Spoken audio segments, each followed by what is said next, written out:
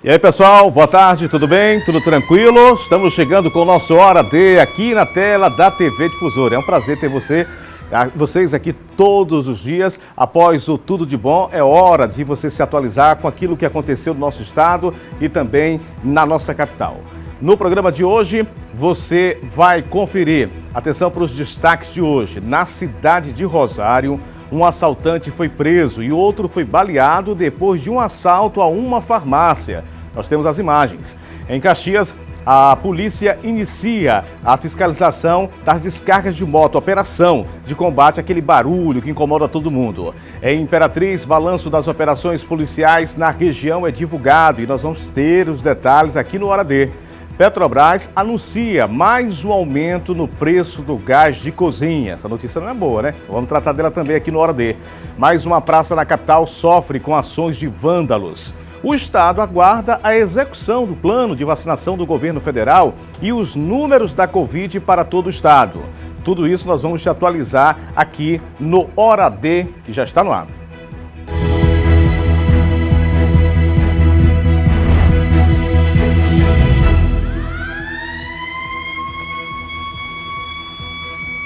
E aí, tudo bem?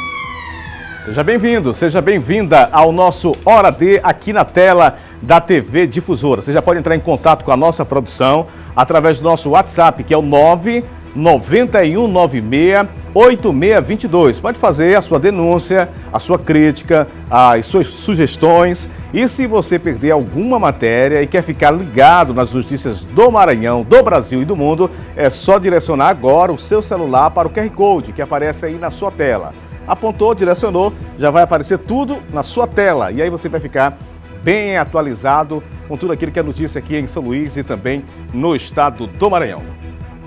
Um assaltante foi preso e outro foi baleado pela polícia depois de um assalto. Depois que houve, portanto, esse registro a uma farmácia na cidade de Rosário. Vamos conferir agora. O assalto aconteceu em uma farmácia localizada no centro da cidade. O crime foi praticado por dois homens armados de revólver e que estavam em um veículo. Na fuga, eles também levaram a motocicleta de um cliente. Os criminosos também levaram toda a renda da farmácia. A ação da dupla foi flagrada por câmeras de segurança. Por meio das imagens, a polícia conseguiu identificar os ladrões e recuperar a motocicleta que eles haviam roubado. No momento da prisão, um deles reagiu e foi baleado. O outro suspeito foi identificado como Railson da Silva Farias. Com ele foram apreendidas as armas utilizadas na prática criminosa. O suspeito baleado não teve a identidade revelada e foi transferido para a capital, onde está internado no Socorrão 2. Pois é, e foi mais uma ação que a polícia teve resultado exatamente por conta das imagens que foram divulgadas e foram gravadas lá durante esse assalto no interior do estado. E as imagens são essas que estão divididas aqui em 4 telas, podemos dizer assim. São 4 câmeras, né, que registraram toda a movimentação. Você observa o desespero, né, dos atendentes no momento em que o rapaz chega já apontando a arma, apontando o revólver para os trabalhadores, né, para esses funcionários. Ela mostra, diz que não tem nada, que não está armada, exatamente já com medo, né, porque os bandidos agem com bastante violência e também aparentavam estar nervosos. Você vê aí o desespero, mas ainda bem que a polícia conseguiu ter um bom resultado. E esse aí é o outro, o Mão de Ferro, ou Capitão Cinzento, como ele é conhecido no submundo do crime. Mão de Ferro ou Capitão Cinzento. Por que será Mão de Ferro? Ainda de acordo com as investigações, né, com aquilo que foi divulgado, parece que ele agia com bastante violência e seria por conta disso que ele responde ou era identificado como Mão de Ferro e também Capitão Cinzento. Que bom que a polícia conseguiu chegar aí aos suspeitos desses assaltos, né, e de outras suspeitos também de outras ações lá naquela cidade que eles já estão, portanto, à disposição da justiça. A polícia está à procura dos 2 suspeitos que aparecem nessas imagens de câmera de segurança. Os ladrões são audaciosos e, durante a madrugada do dia 2 de janeiro, pularam o muro de uma casa que fica na Rua 12 do bairro da Coama e furtaram 3 bicicletas, além de levar um capacete. As vítimas registraram um boletim de ocorrência no 4º Distrito Policial do Vinhais, que investiga o caso. Está aí as imagens. e acredita, né, que agora, depois que nós estamos divulgando aqui no Hora D, que os nossos telespectadores ajudem a polícia a identificar e localizar os bandidos. Tá certo? Ali ele diz, ó, joga pra cá, cuidado, olha o choque, olha a cerca, né? Tá dizendo ali. Ele dá toda uma orientação para os outros bandidos. Esse sabe que tem câmera filmando, ainda coloca algo na cabeça, né? Tentando disfarçar para não ser identificado. Mas eles têm todo um trabalho de passar a bicicleta ali entre um fio, né? Entre as fiações da cerca elétrica, né? Vai empurrando e praticamente o muro é alto, né? É mais alto do que ele e ele tem uma certa dificuldade. Mas para bandido sempre dá um jeito, né? Bandido sempre dá um jeito. A gente tenta dificultar para a bandidagem, né? Mas eles sempre dão um jeito e está aí, portanto, o outro entregando aí os capacetes e agora ele vai dar um jeito de colocar aquela bicicleta para o lado da rua. O certo é que eles conseguiram roubar essas 3 bicicletas e tanto a polícia como a vítima, né, da casa agradece caso você reconheça, se você consiga identificar quem é esse rapaz que tentou esconder o rosto, mas que no começo ele apareceu sem nada cobrindo, sem nada escondendo. E quem é esse outro ninja, né? Esse outro escalador de muro aí, ó. Tá com a máscara, né? Ali na máscara? Tá com a... Parece-me que é uma máscara aqui. Ó. Ou é barba? É a barba, né? Pensei que era uma máscara, mas é a barba dele. Mas de qualquer forma, quem conhece, né? Parece que tem ali uma tatuagem, algo na perna. O certo é que a polícia está tentando identificar, portanto, esses bandidos que escalaram esse muro e roubaram as bicicletas e capacetes de uma residência lá no bairro da Coama. Se você puder ajudar, 190 é o número certo para você ligar lá para a polícia, que está, portanto, à disposição para você contribuir e colaborar. E vamos ver se eles não saiam de circulação, né? Porque já há informação de outros assaltos, de outros roubos que possivelmente eles possam estar envolvidos lá naquela região do bairro da Coama. Em Caxias, a polícia deu início a uma operação para coibir aquele som chato da descarga de motos que tem o escapamento adulterado e acaba provocando um barulho ensurdecedor. Confira. Em vários pontos de Caxias e em pequeno intervalo de tempo, não é difícil encontrar elas, motos com escapamento adulterado. Para boa parte da população, o barulho emitido por esses dispositivos incomoda e muito. Eu tenho uma criança em casa, aí minha criança tá dormindo. Quando dá 2 horas da madrugada, o cara passa naquela zoada, vai se assusta. Atualmente, o Código de Trânsito Brasileiro considera como infração grave a adulteração de cano de descarga de veículo com 5 pontos na Carteira Nacional de Habilitação. O infrator também pode pagar multa e ter o veículo apreendido. O valor da multa por esse crime de trânsito e ambiental custa ao condutor R$ 195,23, valor que pode ser aumentado dependendo da situação. Se o projeto de lei 4250/2020, que circula na Câmara dos Deputados, for aprovado, a infração passa de grave para gravíssima e o valor passará para R$ 293,47, podendo chegar, em caso de reincidência, a R$ 586,94.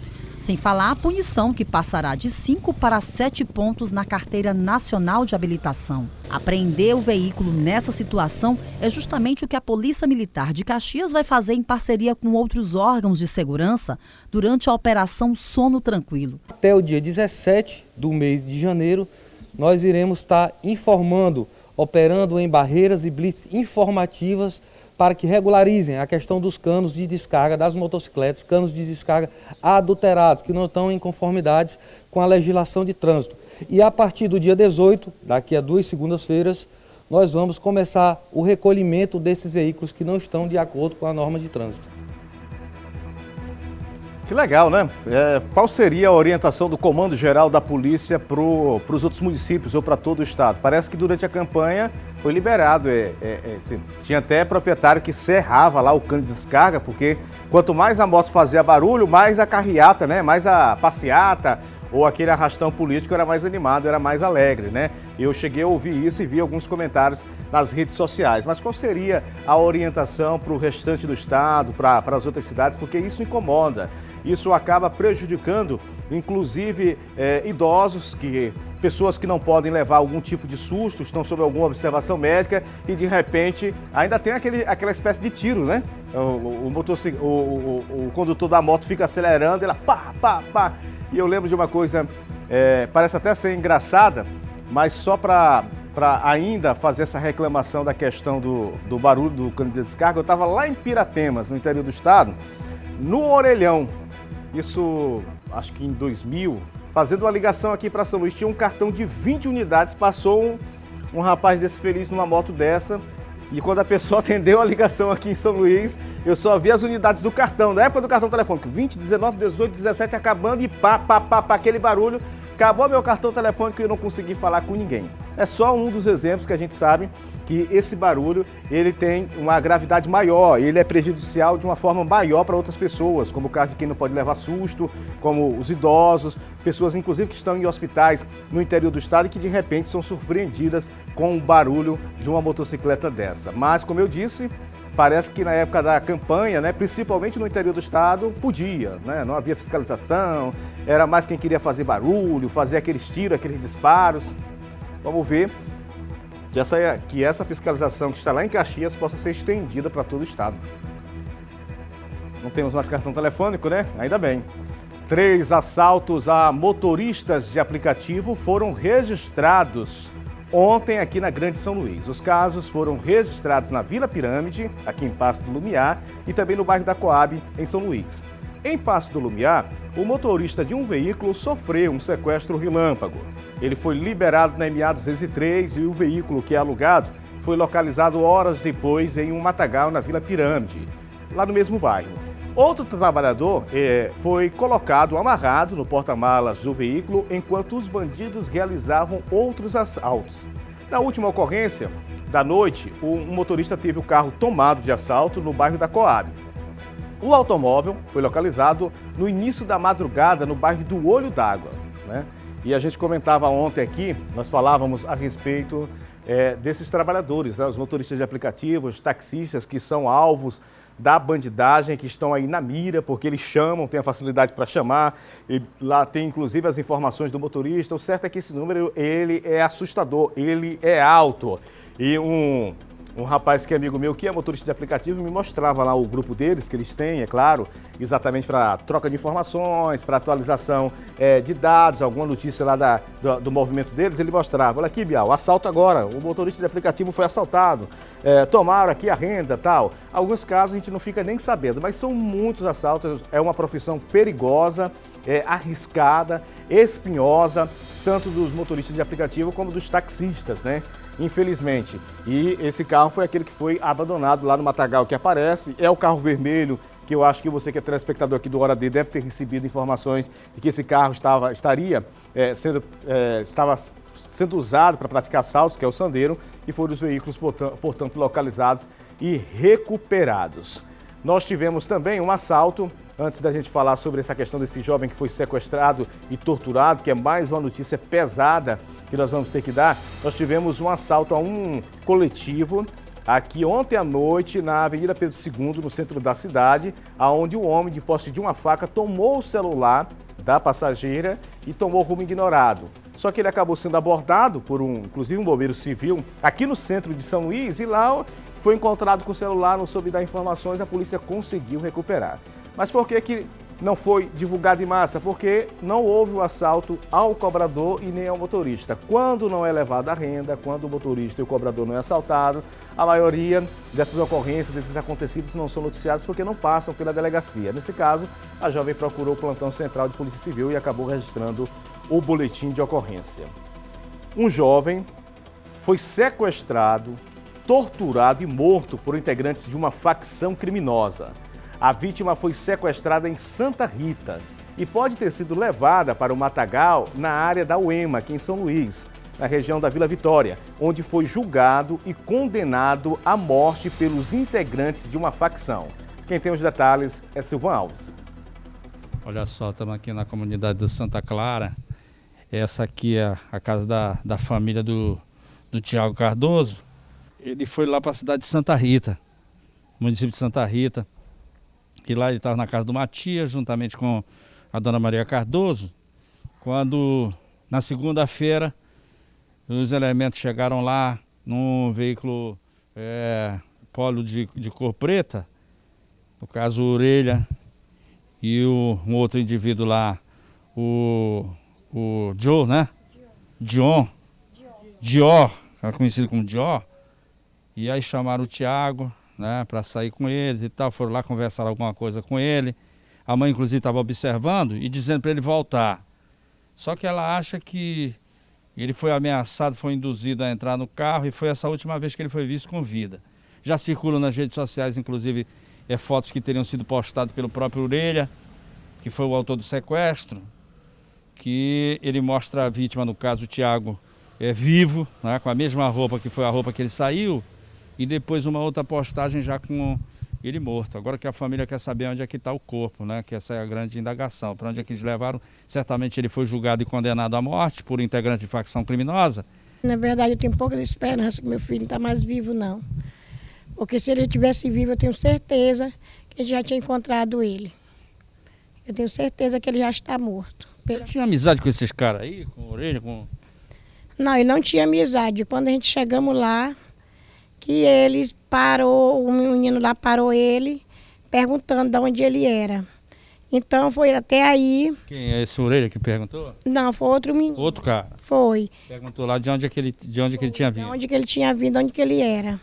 Aí ele foi, se identificou, falou que estava na casa da tia dele, que justamente o menino até conhecia a minha irmã, minha sobrinha. Aí ele disse, dona Dalvina, eu conheço. Aí de repente, como eu disse, ele se fez de amigo com a mente do meu filho, depois fez o que fez. Chegou lá, chamou ele. Na segunda-feira? Fez ele entrar naquele carro e deu sumiço no meu filho. Pelo menos de qualquer jeito que ele tiver, eu quero ter ainda essa possibilidade de achar para mim poder juntar. Eu não posso deixar nessa situação, que eu não sei nem por onde ele se encontra, que jeito ele está, que ele já deve estar inchado, jogado. Porque para isso ele tem uma família, ele tem pai, ele tem mãe, tem família para correr por ele. Triste, né? A polícia segue com as investigações, a ocorrência foi registrada. Você lembra que ontem nós falávamos daquela facção, daquele grupo que estava cobrando inclusive pedágio lá na cidade de Abacabeira, que tinham punido também uma pessoa lá naquela cidade, mas lá a polícia conseguiu identificar, prendeu, inclusive tinha uma mulher no meio. Agora tem o caso dessa senhora, desse jovem aqui nessa região que pode ter sido levado para a região da UEMA, naquele matagal, pelo menos é isso que eles acreditam, pela forma como ele desapareceu. O certo é que a polícia vai seguir com as investigações na tentativa de localizar o rapaz e também de prender os bandidos. Câmeras de segurança registraram um assalto a um estabelecimento comercial ontem por volta das 18h30 no Jardim Primavera, Iguaíba, Passo do Lumiar. Segundo as informações, os homens seriam os mesmos que estariam atuando na área da pissarreira. São essas imagens que você observa. Rapaz, olha o tamanho da arma desse rapaz, né?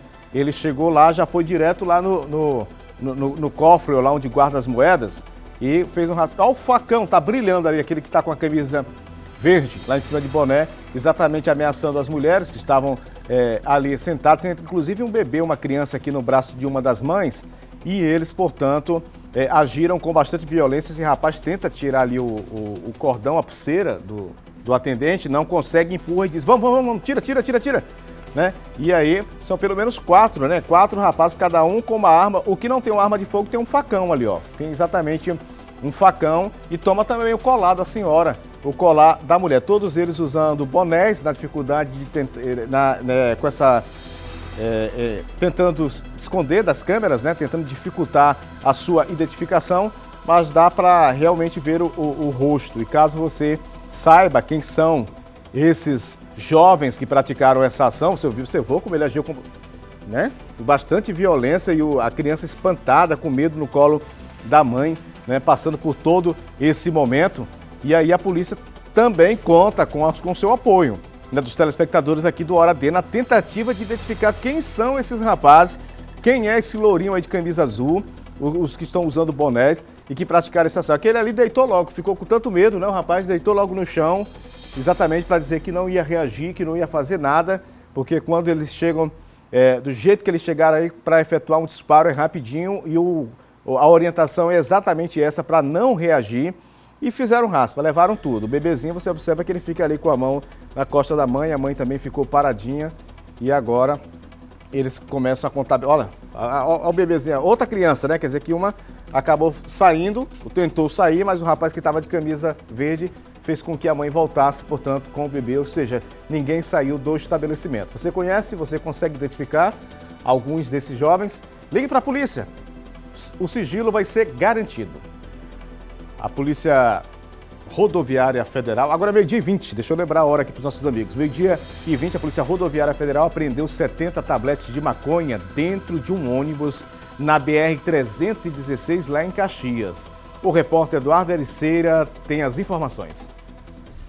Olá, tudo bom, Bial? Uma ótima tarde a todos que acompanham aí o Hora D. A Polícia Rodoviária Federal apreendeu 71 tabletes de maconha no município de Caxias, na BR-316, no leste maranhense, em uma operação desencadeada aí pela PRF. Os policiais abordaram um veículo e iniciaram a fiscalização. Ao iniciar essa verificação do bagageiro, foram encontradas 2 malas contendo tabletes de drogas com características semelhantes à maconha, envoltos aí em pó de café utilizado para disfarçar o odor da droga. Após verificar as bagagens, chegou-se a 2 passageiras, sendo que uma era a responsável por uma mala de cor laranja que continha no seu interior 35 tabletes de maconha. A outra passageira, dona de uma mala branca, transportava 36 tabletes. Em razão do flagrante, restou aí, a princípio, a ocorrência de tráfico de drogas por parte da Polícia Rodoviária Federal. A equipe conduziu as 2 passageiras para a Delegacia de Polícia Civil para os procedimentos cabíveis. Esse caso aconteceu no município de Caxias. Essa operação desencadeada, essa fiscalização que é feita aí rotineiramente pela Polícia Rodoviária Federal na madrugada desta quinta-feira, na BR-316, no município de Caxias. A dupla, as 2 mulheres, foram conduzidas para a delegacia local. Eduardo Ericeira para o Hora D. Uma ótima quinta-feira a todos. Obrigado, Eduardo, pelas informações. Infelizmente, mais 2 mulheres, né, envolvidas com o crime, nesse caso aí, tentando passar com essa droga. Agora, uma coisa a gente tem que elogiar e tem que registrar aqui essas apreensões e também as prisões realizadas pela Polícia Rodoviária Federal. Agora, você imagina se todo município tivesse uma barreira policial na chegada com o chamado pente fino. Muitas dessas drogas não entrariam nas cidades e muitas outras ações nós estaríamos divulgando. Algumas cidades até têm, né, a barreira policial, outras não têm, infelizmente. Mas a Polícia Rodoviária Federal, de vez em quando, você observa que nós estamos divulgando aqui, que consegue fazer essas apreensões pelas rodovias que cortam o nosso estado. E aí, com mais uma barreira em cada município, né, ficaria aí uma fiscalização, podemos dizer top, né, como diz o Silvan, e aí passava-se um pente fino, mas muita droga tem sido retirada, né, tem sido retirada de circulação. Agora, meio-dia mais 23 minutos, uma excelente tarde aos amigos que estão nos acompanhando no centro de São Luís, Praça Deodoro, Praça João Lisboa, Mercado Central, os amigos aí das frutas e verduras que sempre nos acompanham, tanto pelo rádio como também pela televisão. Obrigado pela audiência, pela companhia, tá certo? Tamo junto, estamos aqui na Difusora. E aproveitar também para registrar a audiência que nós temos nos pontos dos taxistas, né? Passei e sempre estava observando todo mundo ligado aqui na TV Difusora. A gente agradece de coração pela audiência e pela companhia. E ainda falando de apreensão de drogas, 0,5 tonelada de maconha foi apreendida em terras indígenas aqui no estado. Isso só em 2020. O repórter Eduardo Bueno tem os detalhes.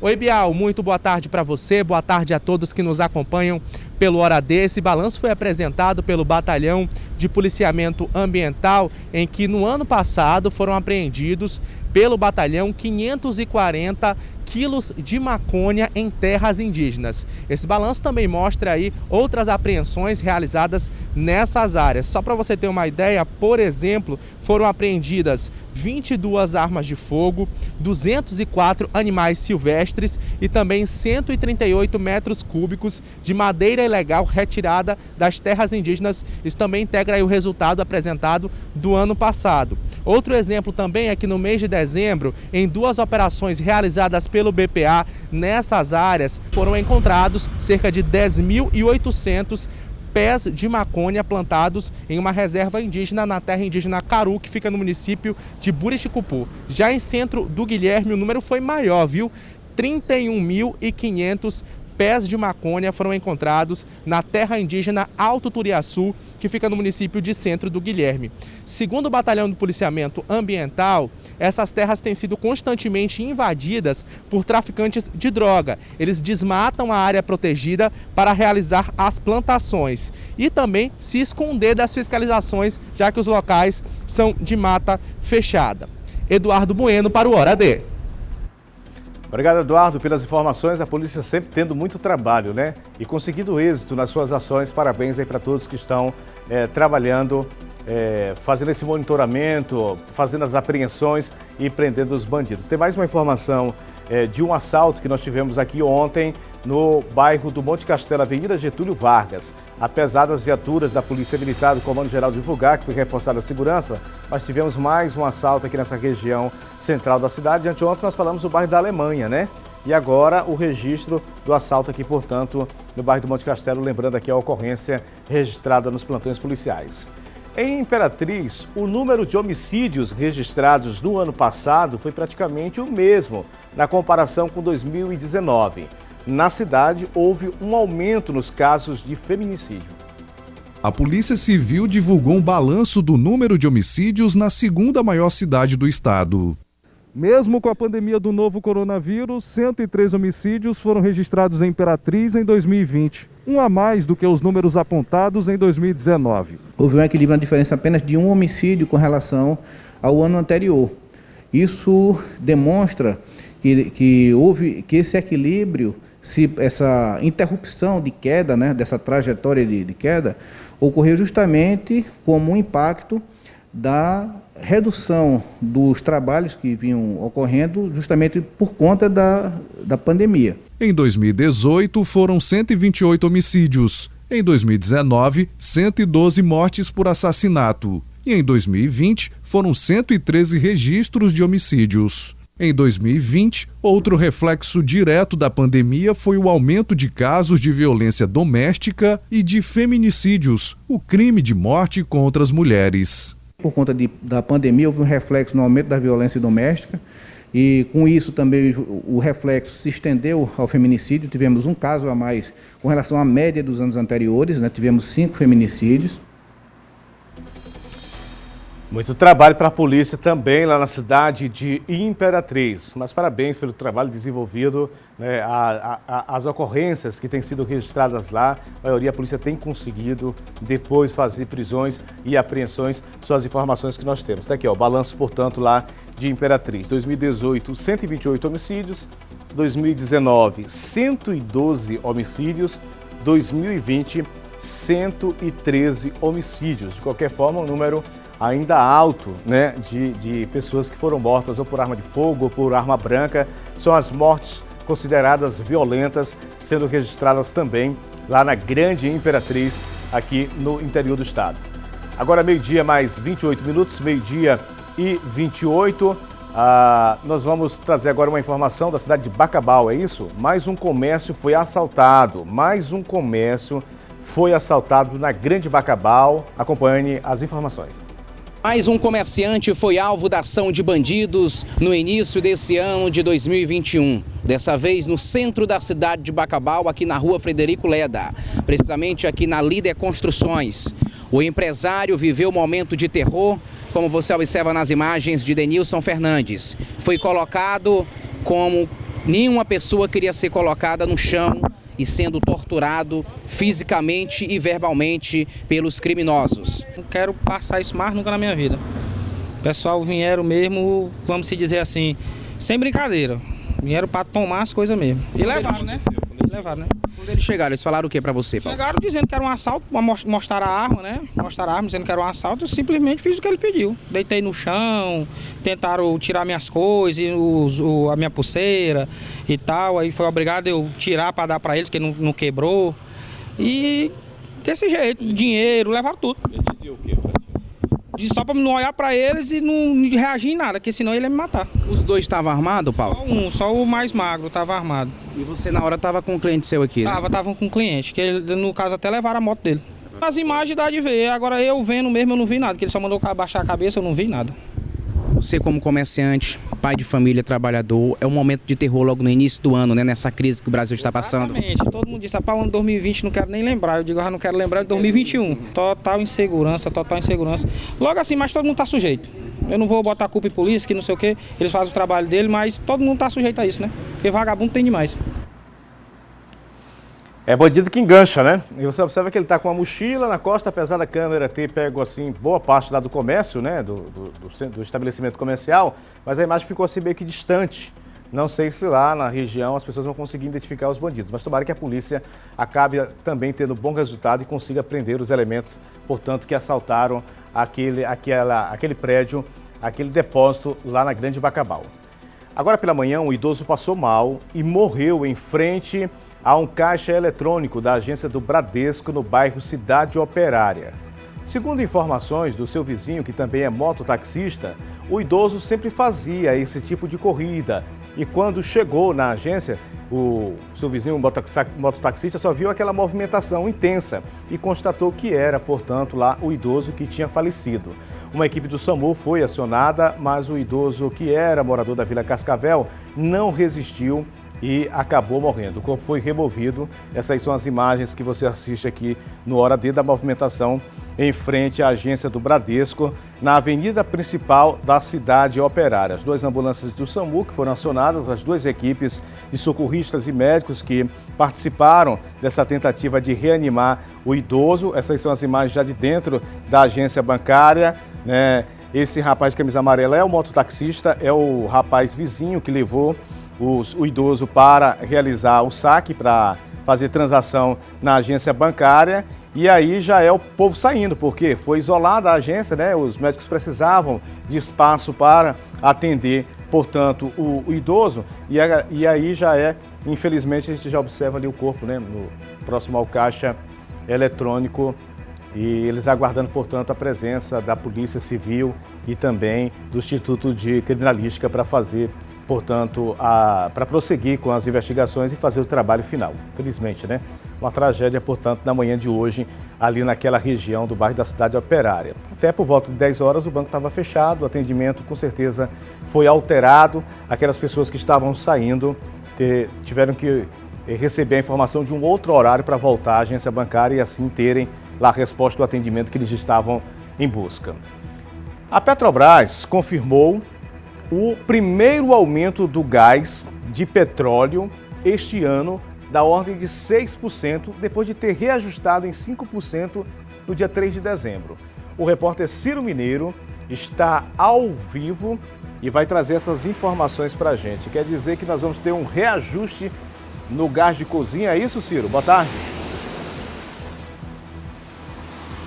É isso mesmo, viu, Bial? Boa tarde a você e a todos que acompanham o Hora D. Uma notícia que eu não gostaria de dar, né, para os nossos telespectadores, porque a gente sabe, né, das dificuldades que todo mundo tem enfrentado, né, vem enfrentando desde o ano passado, por conta aí da pandemia da Covid-19, né, e agora no começo do ano, Bial, a gente tem mostrado aqui no Hora D vários reajustes, né, em inúmeros serviços considerados essenciais para a população. Na semana passada, por exemplo, nós falamos do aumento, né, do reajuste no valor do aluguel, do reajuste no valor também dos planos de saúde.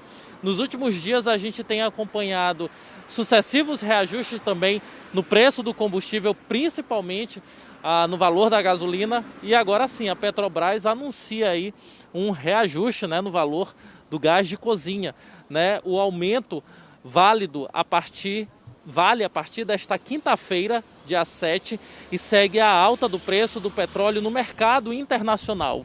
Olha só, Bial, nós estamos aqui em um posto de combustíveis que fica localizado aqui no bairro da Camboa, e aqui tem venda de gás de cozinha, né? Como o nosso repórter cinematográfico Wellington Barros vai mostrar aqui para vocês. Aqui o gás de cozinha é comercializado e aqui ele ainda está sendo vendido por um preço de R$ 74,99, arredondando R$ 75, né, o preço do botijão de gás de 13 litros. Só que eu já fui informado, Bial, que esse aumento ele deve acontecer ou nos próximos dias, esse reajuste, né, no valor do gás de cozinha. Isso deve acontecer ou nos próximos dias ou mesmo, quem sabe, nas próximas horas, né? Esse reajuste que deve ser sim, deve reajustar aí o preço final do gás de cozinha, esse reajuste que deve chegar sim aos consumidores, né? Ou nas próximas horas ou mais tardar nos próximos dias. Como eu estava falando, Bial, a alta afeta tanto o GLP de 13 quilos, o chamado gás de cozinha, que será vendido nas refinarias a R$ 35,98 o botijão, correspondente a 46% do preço total, quanto o GLP a granel, utilizado por indústrias, comércio, condomínios, academias, entre outros. Em 2020, ou seja, no ano passado, a alta do GLP foi de 21,9%. Os preços de GLP praticados pela Petrobras seguem a dinâmica de commodities em economias abertas, tendo como referência o preço de paridade de importação, formado pelo valor do produto no mercado internacional, mais os custos que importadores teriam, como fretes de navios, taxas portuárias e demais custos internos de transporte para cada ponto de fornecimento, também sendo influenciado pela taxa de câmbio. É o que informa a Petrobras. Mas no começo de ano a gente já sabe, né, Bial? Os consumidores, de modo geral, já têm inúmeros gastos, né? Gastos que já estão previstos, né, para todo começo de ano. Tem, por exemplo, o IPVA, né? Tem o IPTU. Para quem tem filho, tem rematrícula de escola, tem material escolar. E agora, no começo do ano, a gente tem observado inúmeros reajustes de serviços que não haviam sido reajustados em 2020 por conta da pandemia da Covid-19. Como eu citei ainda há pouco, né? Reajuste no valor do aluguel, dos planos de saúde, dos combustíveis, agora do gás de cozinha. Mas é importante, né, acima de tudo, que esses fornecedores, que esses empresários, eles tenham a consciência de que a pandemia ainda não acabou. Muitas pessoas ainda estão enfrentando dificuldades exatamente de manter o seu padrão orçamentário, né, de antes da pandemia. A gente sabe de todas as dificuldades, mas é importante também, acima de tudo, que se tenha consciência. Até porque, senão, as pessoas aí vão acabar acumulando diversos prejuízos. Esse é mais um reajuste e os consumidores, a partir de agora, vão ter aí que redobrar, vão ter que se redobrar, vão ter que reajustar as suas finanças exatamente para que esse orçamento não acabe saindo tanto prejudicado. Como a gente já falou ainda há pouco, esse valor, né, esse reajuste no preço do gás de cozinha, ele deve chegar para o consumidor nos próximos dias, mas é provável também que ele chegue nas próximas horas. Ou seja, hoje, nesse posto de combustíveis, o preço do botijão de gás ainda está valendo, ainda está custando R$ 74,99. Mas é possível, é provável que a partir de amanhã esse preço já esteja diferente, viu? E um pouco mais alto, um pouco mais caro aí, pesando com certeza no bolso aí dos consumidores.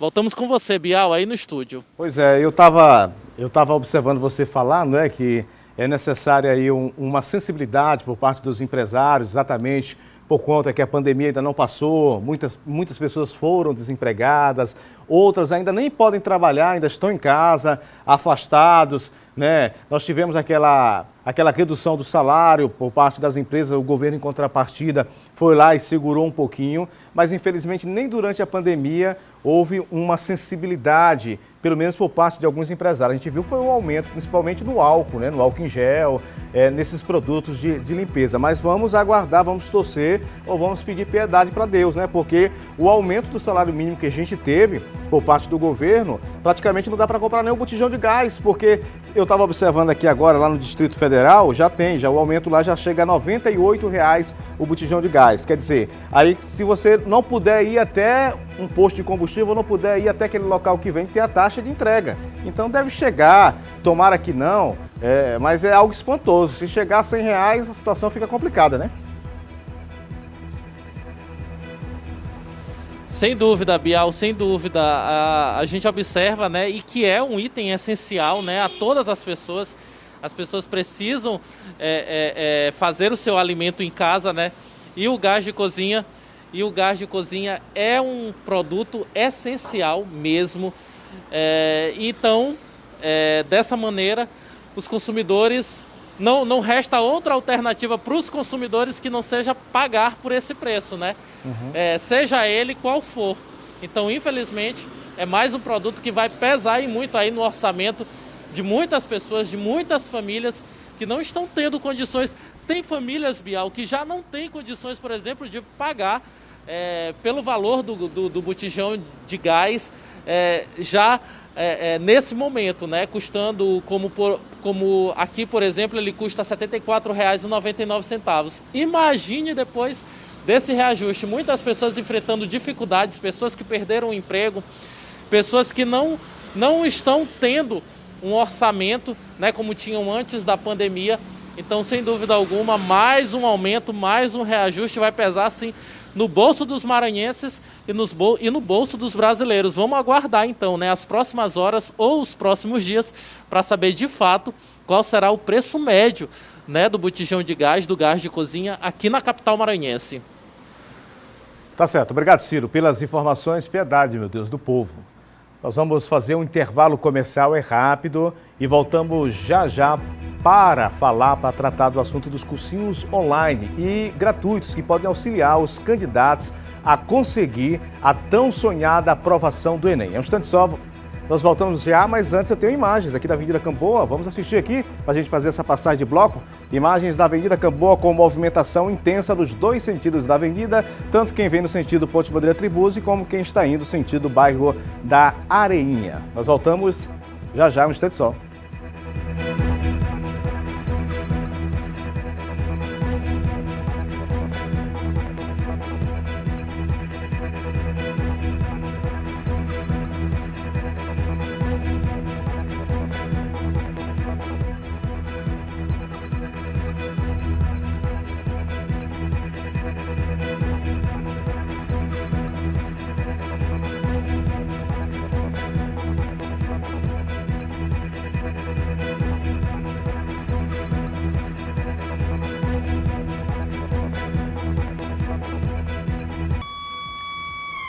Meio-dia mais 45 minutos. Boa tarde. Você está acompanhando o Hora D aqui na tela da TV Difusora, pelo ma10.com.br, pelo Instagram e também pelo Facebook, que são as nossas redes sociais e que você pode assistir agora de qualquer lugar do mundo. Basta ter internet. E participa. Você pode entrar em contato aqui com o Hora D através do número 99196-8622. Pode fazer sua denúncia, sua crítica, sugestão. E se você perder alguma matéria e quer ficar ligado nas notícias do nosso estado, do Brasil e do mundo, é só direcionar agora o seu celular para o QR Code que aparece aqui na sua tela para você ficar bem atualizado. Tá certo? Tamo junto no ma10.com.br, na Difusora e também na Difusora FM. Para quem vai fazer uma viagem para o exterior, é preciso se programar para a aquisição de um seguro para o atendimento médico. Em alguns países, ele é obrigatório, ainda mais agora com a pandemia, então fique atento, vamos lá assistir. É importante você se programar direitinho, porque já nós vamos assistir a matéria que traz as informações, as orientações, porque por conta da pandemia, agora é um item obrigatório. Você precisa, quando for planejar lá a sua viagem, as suas férias, a sua visita, ter, portanto, esse plano que é para não entrar numa fria e ficar perdido. Mas já nós vamos chamar essa matéria, portanto, e vamos atualizar, portanto, essas informações aqui no nosso Hora D. Meio-dia mais 46 minutos. Só agradecer aqui a informação do Luiz, que ele já está mandando para cá para o nosso WhatsApp a respeito de um acidente ali na estrada de São José de Ribamar. Na verdade, é no sentido de quem vai para o Maiobão, isso, ele está dizendo, é lá próximo do shopping. Então, se você vai sair de casa ainda, por ali teve um acidente, mas ele disse que foi apenas com danos materiais. Obrigado aí pela sua participação. Meio-dia e 47 minutos. Já a gente assiste aquela matéria. O Janeiro Branco é o mês dedicado à saúde mental. A campanha foi lançada oficialmente no Maranhão e você confere aqui no Hora D. Desde 2014, o Janeiro Branco, idealizado por profissionais mineiros, já faz parte do calendário em vários estados. No Maranhão também há um grupo engajado para fazer deste o ápice da informação para que todos tenham um olhar diferenciado para a saúde da mente. É uma campanha que tem como objetivo despertar a sociedade, para esse olhar relacionado à saúde mental. Ou seja, mostrar que é importante cuidar da saúde mental, que é importante falar sobre isso, até para desconstruir os estigmas associados a essa área que nós temos aí historicamente falando há bastante tempo. A pandemia agravou doenças mentais existentes, gerou novas doenças e limitou ainda mais o acesso aos serviços de saúde mental. Problemas pessoais como pressão na vida profissional, problemas de saúde, relações familiares complicadas, mudanças de vida e, no ano passado, mais um fator bem forte, o isolamento social e, consequentemente, a mudança de rotina. Uma lista enorme de fatores que, somada a um ano, como foi 2020, atípico, trouxe adoecimento mental para tantas pessoas. É por isso que a saúde emocional é um tema tão urgente em 2021. A pandemia ela trouxe consequências nas alterações das rotinas, das famílias, onde houve a questão dos filhos ficarem dentro de casa, nas aulas online, e aí teve que ter a adaptação dessas famílias, teve alteração no ambiente de trabalho, onde muitas pessoas ficaram também home office, e aí isso alterou também significativamente as atividades de vida diária e a questão de muitos profissionais ficarem na linha de frente. Um cenário desafiador para quem trabalha para garantir uma melhoria na qualidade de vida das pessoas. O Departamento de Atenção à Saúde Mental no Maranhão tem um cronograma estabelecido para este momento. Então, onde a gente vai desenvolver também dentro dos hospitais o cuidado ao cuidador, como esse profissional ele precisa ser cuidado. E aí a gente vai levar práticas integrativas como a questão da meditação, da respiração e também da escuta terapêutica, e fazer também, tanto aqui na Secretaria de Saúde, como em alguns hospitais, promover uma comissão de cuidado à saúde mental. O enfrentamento a fatores emocionais é de toda a sociedade. Para isto é preciso ter conhecimento e estar atento ao outro é o primeiro passo. Aquela pessoa tinha um modo de funcionar, um jeito ali específico, e de repente ela está mais silenciada, ela está mais isolada, ela não interage mais tanto. A pessoa ela vai dando indícios de que ela está passando por um problema. Só que nem sempre a pessoa chega e diz, olha, eu estou precisando de ajuda. E aí é preciso estar atento a isso, a essas mudanças que acontecem.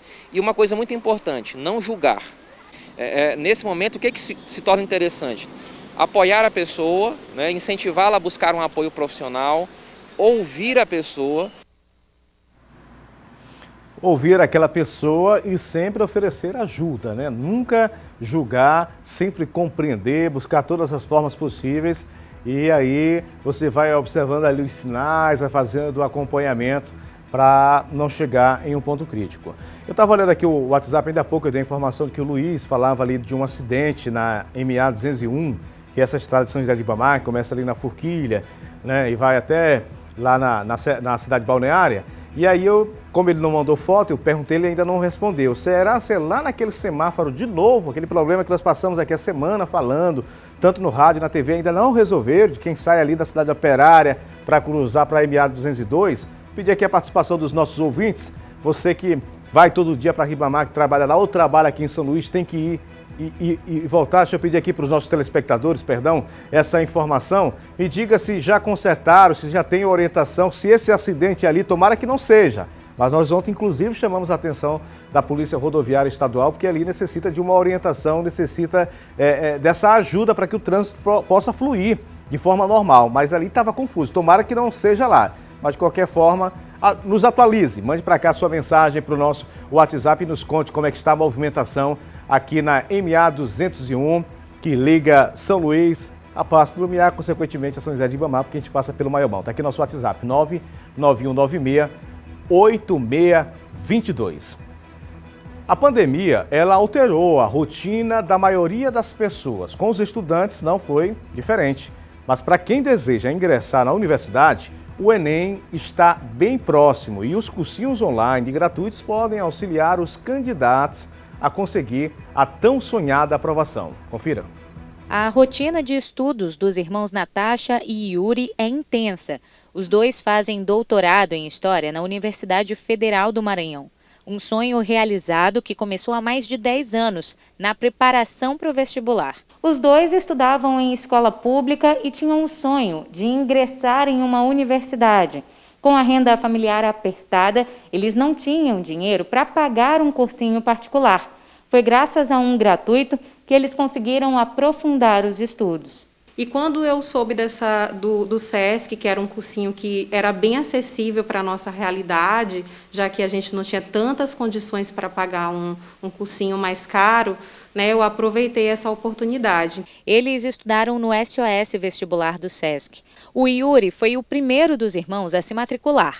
Hoje, juntos, os dois somam publicações em mais de 20 livros. Sim, muito importante. Eu acho que esse sistema do SESC de ensino gratuito é algo que não deve acabar, né? Porque eu sou fruto disso, né? Lá desse sistema, né? E eu agradeço muito mesmo, e eu ficaria muito triste se eu soubesse que o SOS acabou, né? Porque ele impacta a vida das pessoas, assim como foi para a minha vida. O curso preparatório gratuito está com as inscrições abertas. É necessário que o interessado, o aluno interessado, esteja cursando o 3º ano do ensino médio em escola pública ou ter concluído o ensino médio em escola pública, a rede pública de ensino. A renda familiar, ela não pode passar 3 salários mínimos. Para não causar aglomeração, as matrículas devem ser feitas entre os dias 8 e 18 de fevereiro, com agendamento prévio pelos telefones 3216-3812 ou 3216-3882. As aulas, pela primeira vez, vão acontecer de forma híbrida, parte presencial e parte à distância, para respeitar as regras sanitárias de combate à proliferação da Covid-19. As aulas do SOS Vestibular vão acontecer em 3 turnos, manhã, tarde e noite, com uma metodologia de ensino híbrido, com aulas presenciais no SESC Deodoro e complementação curricular, né, através das plataformas de ensino do SESC Maranhão. Quem teve a vida transformada através dos estudos sabe a importância de, mesmo em meio às dificuldades, manter o foco e ter a oportunidade de estudar.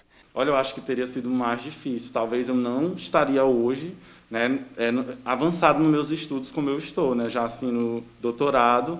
Então, se não fosse ali o SESC, né, eu não sei, talvez eu acho que eu não estaria. A gente cresce muitas vezes achando que estudar é você somente decorar conteúdos, e não é isso. Estudar, ele tem um papel transformador, né, na nossa vida enquanto ser humano, que nos ajuda aí nesse momento que eu acho que a juventude precisa se conscientizar disso, né? Então eu acho que isso é fundamental, entender que os estudos ele nos transformam enquanto ser humano.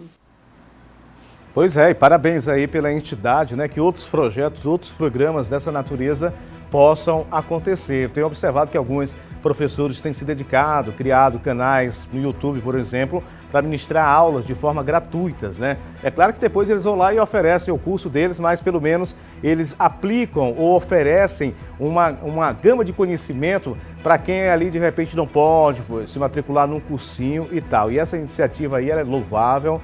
Vamos esperar que outras empresas, né, outras entidades também possam promover e oferecer algo desse tipo para a sociedade, principalmente agora em época de pandemia. E fica aí a dica para você que é professor, que detém esse conhecimento, que quer dividir, quer compartilhar, que faça um canal no YouTube, por exemplo, né, compartilhe essa informação. Você vai crescer lá, que é claro que muitos vão atrás do seu conteúdo, né, daquela sua informação, e assim você vai colaborar também para o crescimento, para o desenvolvimento e também para essa situação em que nós estamos vivendo e que nós estamos passando.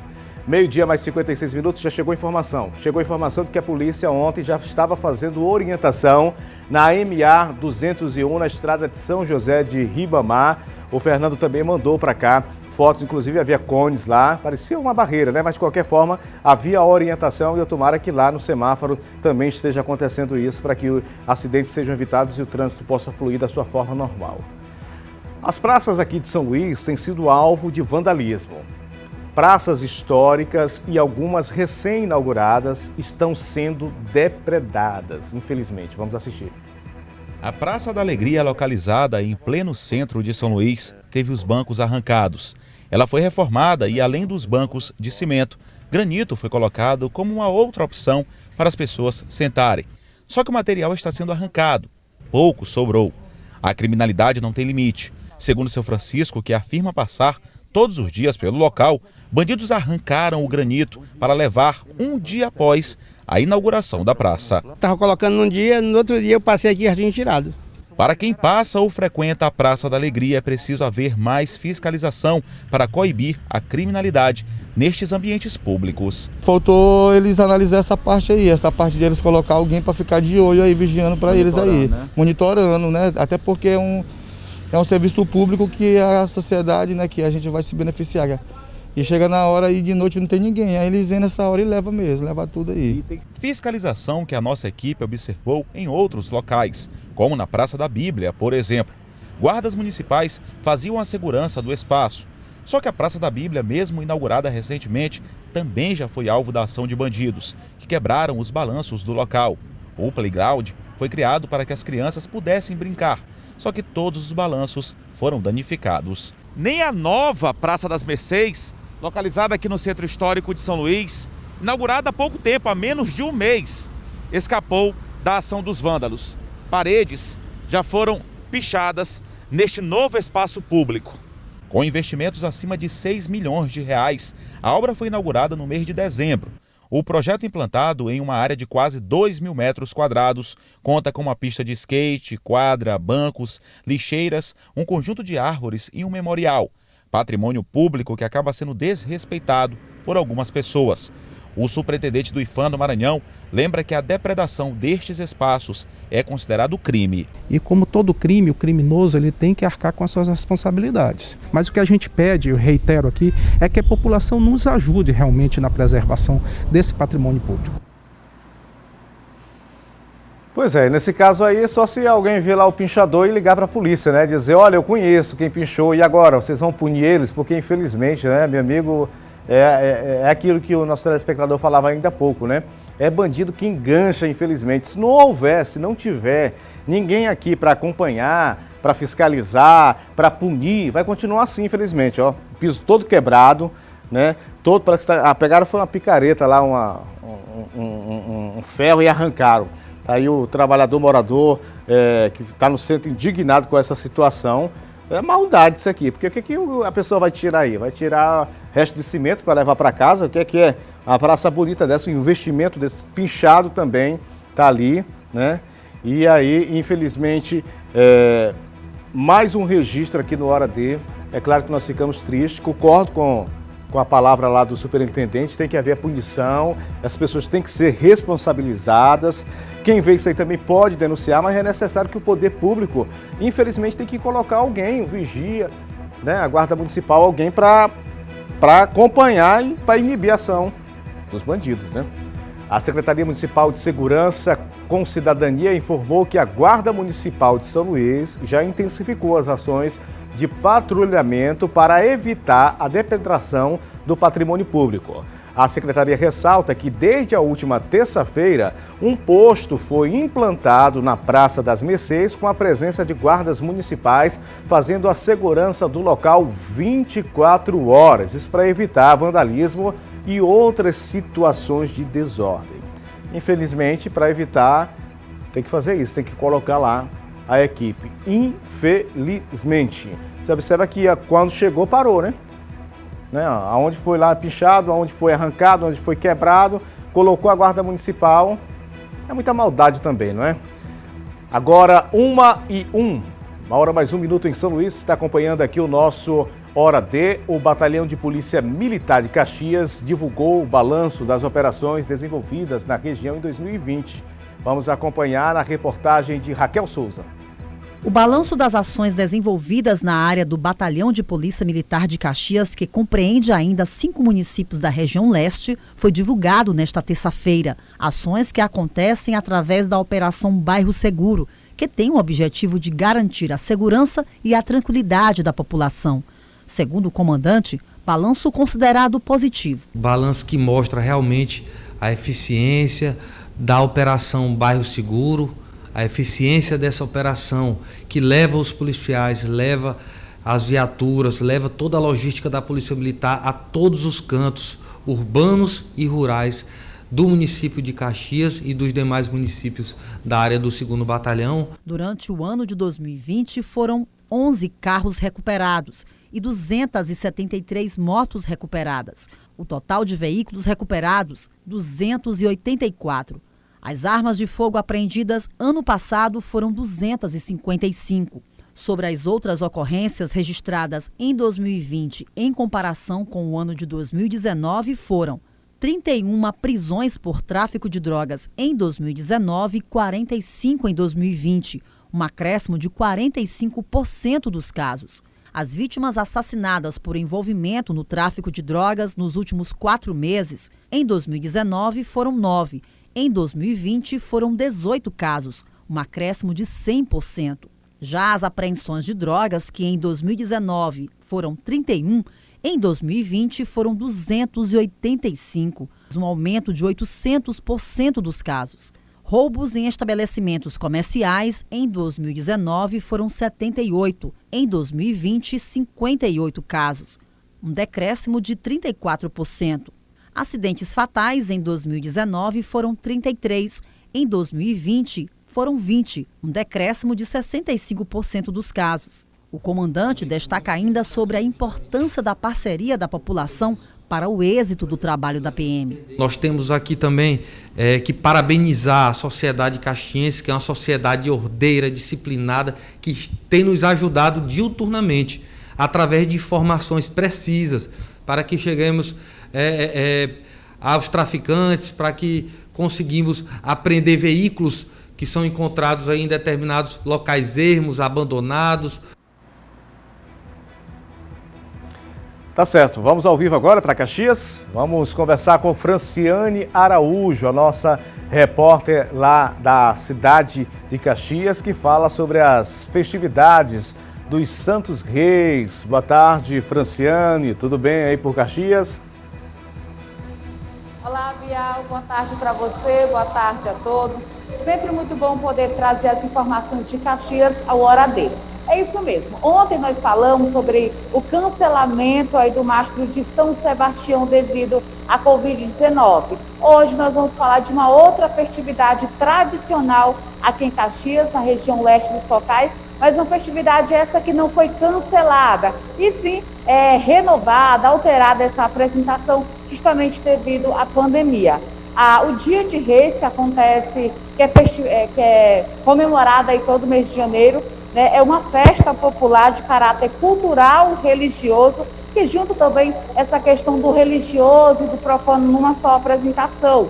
Aconteceu ontem a apresentação aqui na sede dos Caretas, né, é uma festa que resgata tradições ancestrais que levam sempre muita animação ao público, com pequenas ensinações intercaladas de peças, batalhas e muita música popular. Neste ano, por conta da pandemia, as apresentações foram restritas e realizadas em poucas casas, né? Antes da pandemia era todo um agendamento para acontecer essas apresentações nas residências, mas esse ano essa apresentação ela foi restrita, estipulada, realizada em pouquíssimas casas, justamente por conta, para evitar essa aglomeração e então a proliferação do vírus, viu, Bial?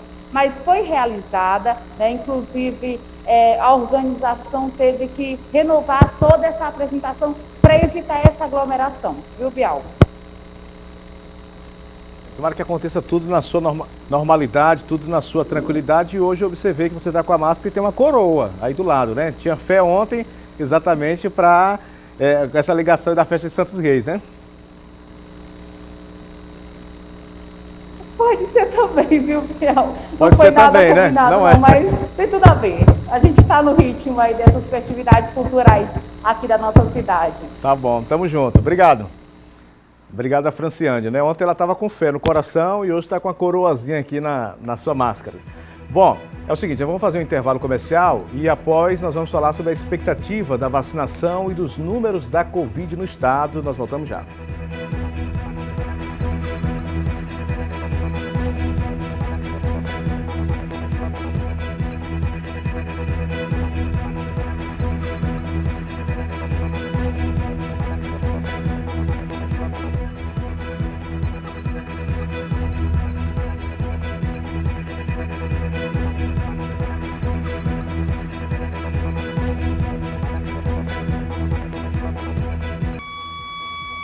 E aí, pessoal, tá passando rápido o tempo, hein? 1h10, acerte aí o seu relógio. 1h10 em São Luís, capital do Maranhão, Hora D, TV Difusora M10 e também pelas nossas redes sociais. Nós vamos falar agora que as violações trabalhistas relacionadas à Covid-19 motivaram 38% do total das denúncias recebidas pelo Ministério Público do Trabalho. Isso em 2020. O repórter Ciro Mineiro é que tem os detalhes.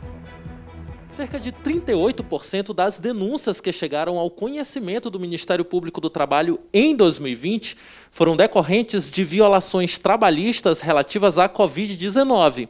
Olha só, das mais de 93 mil denúncias, cerca de 36 mil tiveram influência dos impactos causados pela Covid-19. Eu estou aqui ao lado do Pércio Matos, que é advogado. Pércio, na verdade, esse é um assunto extremamente importante e que vale sim a discutir, levar para a discussão, para, acima de tudo, alertar, né, a população, os trabalhadores de modo geral. Pessoas que tiveram alguma violação trabalhista no seu ambiente de trabalho, de que forma que elas devem proceder? Essas denúncias, elas devem ser e precisam ser feitas. Feitas aonde? Frente à Secretaria do Trabalho e Emprego, aqui no estado do Maranhão, aqui em São Luís, para que os auditores fiscais do trabalho vão até a empresa e, em loco, observem se as medidas sanitárias estão sendo tomadas. Por que eu digo medidas sanitárias? Porque dessas violações que a gente tem que se avolumaram nesse tempo, muitas são relacionadas justamente a isso. Alguns trabalhos, algumas funções são consideradas essenciais. Inclusive, no trabalho essencial, é preciso também levar em consideração todas essas recomendações, exatamente para garantir aí a saúde e o bem-estar desses trabalhadores. O serviço público, esse serviço essencial, não autoriza essa violação. Quando a gente fala em saúde do trabalhador, nós estamos falando, dentro do direito de trabalho, de um bem intangível, de um bem irrenunciável. Então, quando a gente fala em bem jurídico irrenunciável, a gente não pode, independentemente da natureza do serviço prestado, abdicar deles. Eles têm que ser obedecidos, independentemente do serviço ser essencial ou não. Conversamos com o Pércio Matos, que é advogado. Pércio, muito obrigado pela sua participação e pelas informações aqui prestadas no Hora D. É isso aí, Bial. Então, informações importantes, né, e que servem exatamente para que o trabalhador possa ficar atento a qualquer situação de irregularidade que possa ser cometida pelas empresas. Voltamos com você, Bial, aí no estúdio. Obrigado, Ciro, pelas informações. E uma das denúncias, inclusive nós recebemos ontem aqui no programa, é a questão da hora extra, né? Que cabe também ao Sindicato dos Comerciários, principalmente para quem trabalha no comércio, para o Ministério do Trabalho, a respeito das horas extras, né? Quando o trabalhador vai lá, ele registra o ponto dele, por exemplo, tem que trabalhar até 1h13. Só que eu vou permanecer aqui na casa, um exemplo, até 1h30. Não, tu bate teu ponto, depois a gente acerta isso aí e a pessoa acaba não recebendo dinheiro. Essas denúncias, elas devem ser formalizadas, né, na fiscalização do trabalho, exatamente para que haja esse acompanhamento. Mas muitas empresas aí estariam praticando ou estariam obrigando o trabalhador a fechar seu ponto e a continuar lá no estabelecimento. Isso também já deve estar sendo acompanhado, já deve ter denúncia lá nas entidades, nos órgãos competentes, né? O Comitê Executivo da Câmara de Comércio Exterior do Brasil decidiu zerar o imposto de importação de seringas e agulhas até 30 de junho para ajudar no combate à pandemia da Covid-19. A medida ajudará a reforçar o combate à pandemia da Covid-19 e até agora esses produtos precisava-se pagar 16% de alíquota para entrar no país. A Camex também suspendeu até o fim de junho uma sobretaxa aplicada para as seringas descartáveis importadas da China. Que bom, né? Já é uma ajuda, né? Já é uma forma de facilitar e uma forma de ajudar até mesmo o governo no combate à Covid-19. Falando nisso, vamos atualizar agora os números da Covid-19 em todo o estado. São 201.454 casos confirmados de Covid-19, segundo a Secretaria de Estado da Saúde. Ainda segundo a SES, 191.241 pacientes estão recuperados e 4.537 já morreram vítimas do novo coronavírus. 5.678 pessoas estão em tratamento. Desse total, 5.178 estão em isolamento domiciliar. 301 estão em leitos de enfermaria e 197 internadas em UTIs. Novas mortes foram registradas nos seguintes municípios: Coroatá, Amarante do Maranhão, Codó, São Raimundo das Mangabeiras, Mirinzal e São Luís.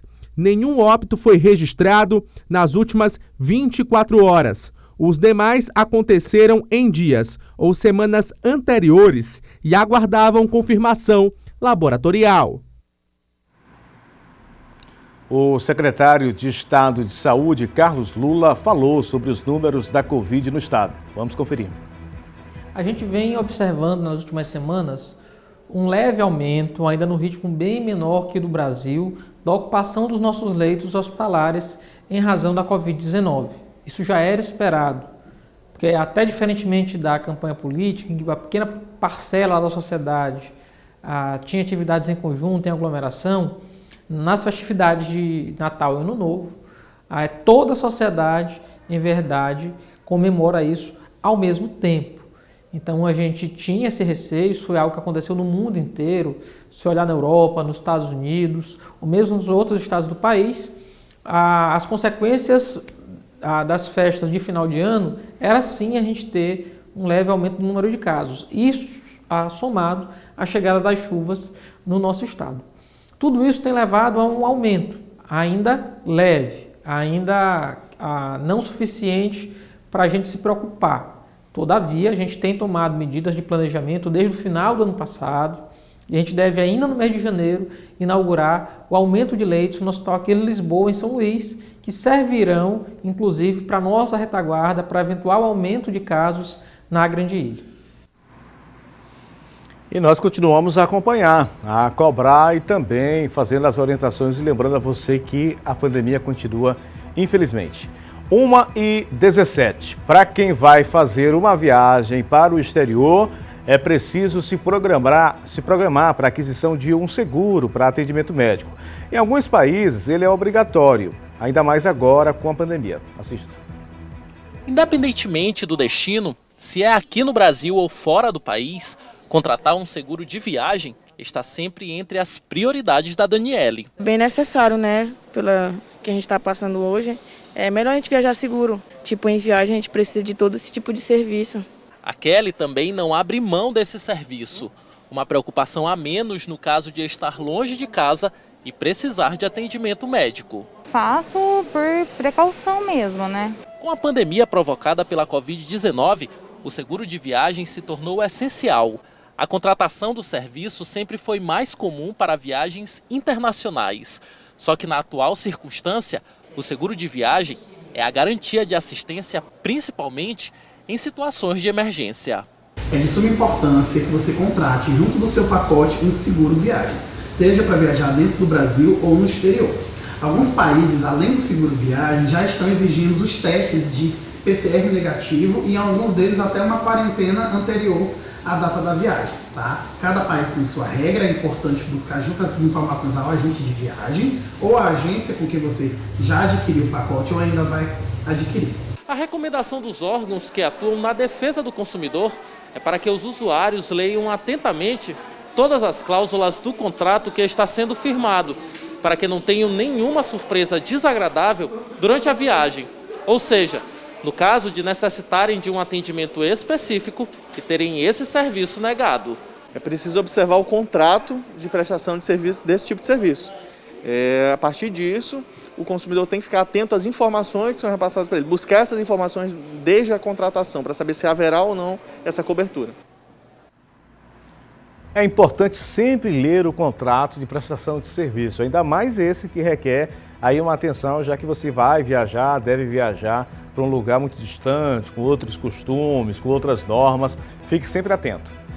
A Secretaria de Estado do Meio Ambiente e Recursos Naturais Nós vamos já trazer essa informação aqui para você, que fala e que traz essas informações da Secretaria que informou as condições de balneabilidade das praias mais movimentadas na região metropolitana de São Luís, a partir dos laudos laboratoriais emitidos pelo Laboratório de Análises Ambientais.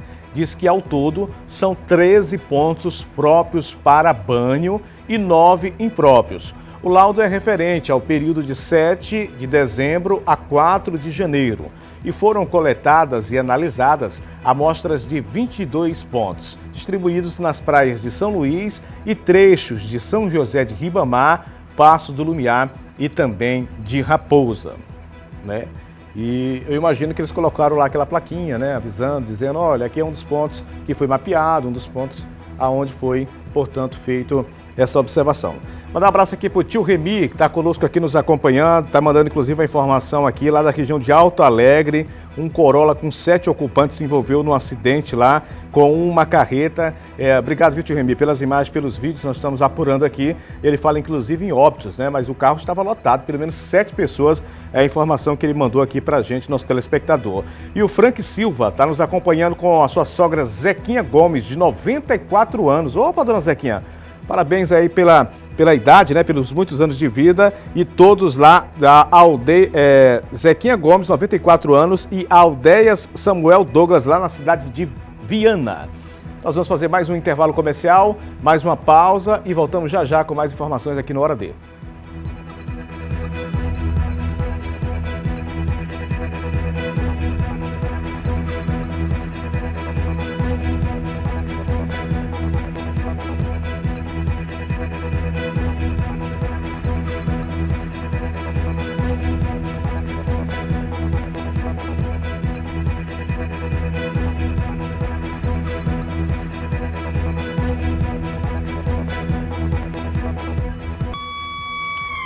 Hora D, na tela da sua TV Difusora. O prefeito de Igarapé Grande, Erlânio Xavier, registrou a candidatura para a presidência da Federação dos Municípios do Estado do Maranhão. Confira. A chapa foi apresentada pelo candidato a presidente, o prefeito de Igarapé Grande, Erlânio Xavier, e pelo candidato a vice, o prefeito de Pinheiro, Luciano Genésio. A chapa, que recebeu o nome de Salvio Dino, foi registrada com o apoio de mais de 150 prefeitos de vários partidos. Não tenho dúvidas que essa chapa é a que deu avanço à FAMEM, que melhorou bastante a FAMEM. A FAMEM hoje está reconhecida a nível nacional. Debate com as entidades, debate com o governo do estado, debate com as câmaras municipais.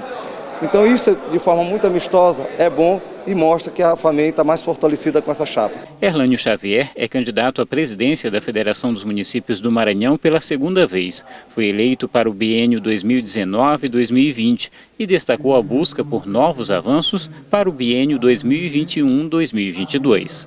Aproximar mais ainda os municípios, tá viajando o Maranhão, que eu viajei muito esses 2 últimos anos, levando eles a Brasília, abrindo as portas dos ministérios, junto com a nossa bancada federal, com os nossos senadores e fortalecer mais ainda o municipalismo em nosso estado.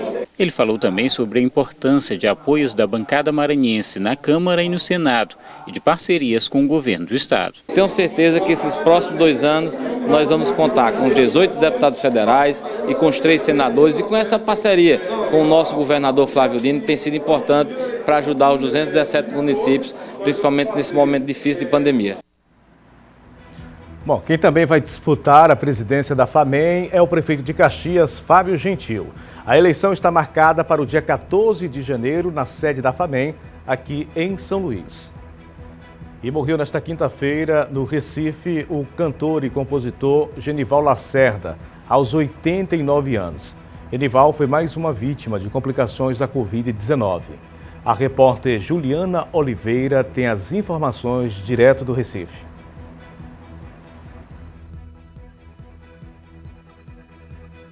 Internado em um hospital particular aqui no Recife desde o dia 30 de novembro, quando deu entrada na unidade hospitalar com sintomas da Covid-19.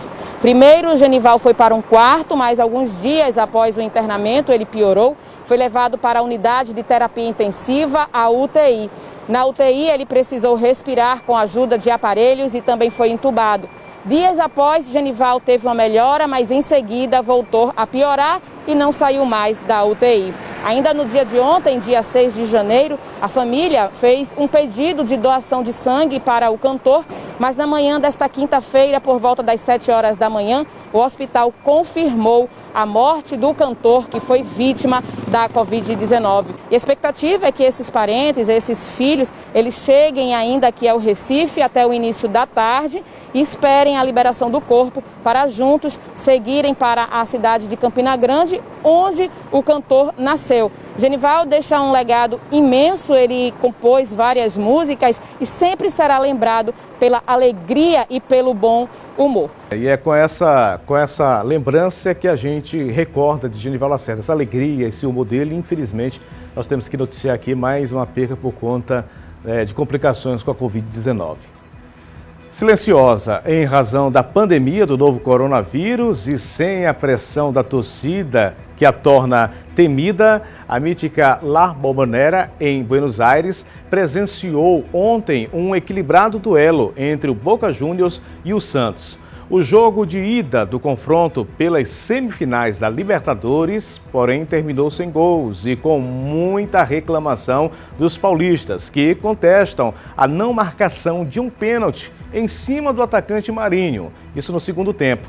A partida de volta será na próxima quarta-feira, outra vez às 19h15, na Vila Belmiro, em Santos. Caso o placar da Bombonera não se repita, a decisão vai parar nos pênaltis. O Boca tem a vantagem do empate com gols e ao Santos basta apenas uma vitória. Simples para levar a vaga à semifinal da Sul-América. E aí, tá torcendo por quem? Grande expectativa, né? Com certeza deve ser pelo Santos, né? Pelo menos eu imagino que sim. De qualquer forma, aí nas suas redes sociais você vai lá, marca aqui o nosso perfil da TV Difusora, que é Difusora TV, no Instagram. Se você ainda não está seguindo, aproveita, visita lá, compartilha, indica. @Difusora TV. Por lá também você pode, inclusive, mandar mensagens e conversar com a nossa produção. Aqui, falar em mensagens, né? Mas são muitos os recados. Eu estou recebendo aqui a foto simpática, dona Severa Pereira e seu esposo Oliveira. Na verdade, o seu esposo está parabenizando a dona Severa, que está aniversariando hoje, está completando mais um ano de vida e resolveu comemorar aqui com a equipe do Hora D. Parabéns, dona Severa, muitas felicidades, muitos anos de vida. Nicole, Lana Nicole, está mandando aqui um alô para todos acompanhando o Hora D. A Naimile e a Raíssa, lá no Maiobão, também acompanhando aqui a nossa programação. Turma boa de Alcântara, muito obrigado. Ícaro e Breno, lá em Alcântara, que estão nos acompanhando. Quem mais? A Catiane está conosco, mandando a foto aqui da sua filha. Tá todo mundo assistindo aqui o Hora D, todo mundo seguindo, compartilhando e indicando lá no Instagram, @Difusora TV, tá certo? Quem tá aqui com a gente também é a Inara em Cachoeira Grande. Turma boa de Cachoeira Grande tá sempre acompanhando a nossa programação. A Maria Clara, lá do Maracanã, também tá nos acompanhando. Valeu, gente. Obrigado pela audiência, pela companhia, pelo carinho. Abraço toda a nossa equipe. Tenham todos um ótimo almoço se ainda não almoçaram. Continue no SBT, continue na TV Difusora. Tamo junto. Até amanhã.